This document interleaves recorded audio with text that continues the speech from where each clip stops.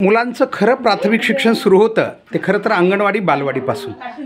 आणि खरोखर या ठिकाणी काही ठिकाणी बालवाडी अंगणवाडी खूप सक्षमपणे आपल्या कर्तव्यात पूर्णपणे म्हणजे पार पाडत आहेत. मात्र आपण बघतो की शासनाच्या वतीनं त्यांना जे काही द्यायला हवं आहे त्या मात्र काही अनेक गोष्टी आपण बघू शकतोय.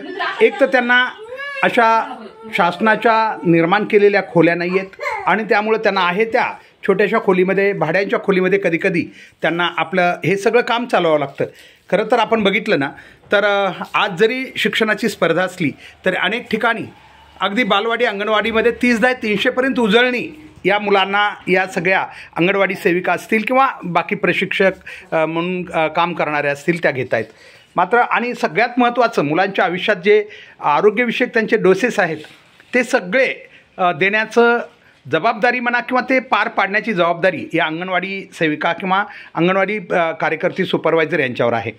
तर आम्हाला सगळ्यात एक गोष्ट आपल्या निदर्शनास आणून द्यायची ती आहे की शासनानं खरं तर या बाबतीत खरं लक्ष द्यायला पाहिजे. जिथं नाही तिथे शासन खूप खर्च करतं आहे. आपण बघू शकताय हे आरोग्यविषयक डोसेस देण्यासाठी आलेले आरोग्य कर्मचारी जे आहेत त्यांनासुद्धा इथं सुविधा नसते बसण्याची किंवा पुरेशी जागा नसते. कधीकधी आहे त्या परिस्थितीमध्ये ते आपले काम करून पुढे जातात.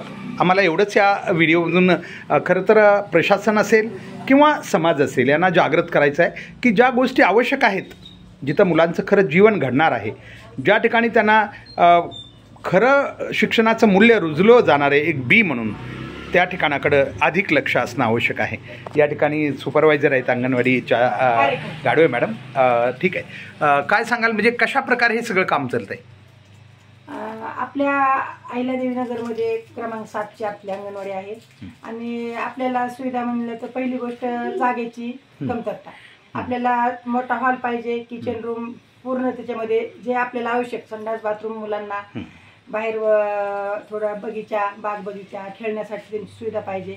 आपल्याला अशी रूमही मिळत नाही, प्रशस्त वातावरणामधली रूम मिळत नाही. त्यामुळे शासनाने आपल्याला पहिली गोष्ट म्हणजे अंगणवाडीसाठी जागा करून देणे. आणि आपल्याकडे संख्या भरपूर गोरगरिबांची मुलं आहेत ते आपल्याकडेच आणून बसवतात. 3 ते 6 वयोगट मुलांचा असतो बसण्याचा पूर्व प्राथमिक शिक्षण देण्याचा. तरी आम्ही त्यांच्यासाठी देण्यासाठी तयार आहोत पण आपल्याला जागेची कमतरता आहे. निश्चित त्यांनी जे मनोगत व्यक्त केलं विशेष म्हणजे आता शिक्षणाच्या बाजारामध्ये शाळा खूप झालेल्या आहेत. इंग्लिश मिडियमच्याही शाळांनी खूप गर्दी केलेली आहे.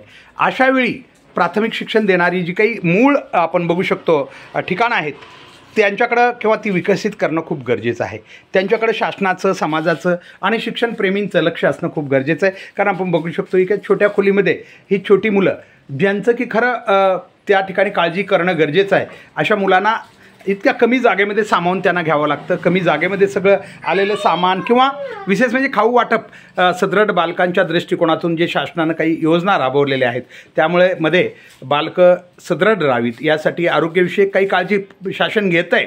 परंतु ते घेत असताना अगदी ग्राउंड रूटपर्यंत किंवा ग्राउंड बेसपर्यंत ते व्यवस्थितपणे करण्यासाठी सगळ्या गोष्टी आहेत का याची काळजीसुद्धा शासनानं घ्यायला पाहिजे, समाजानं घ्यायला पाहिजे आणि परिसरातली. कारण हीच चिमुकली मुलं उद्याचं या राष्ट्राचं भविष्य होणार आहे.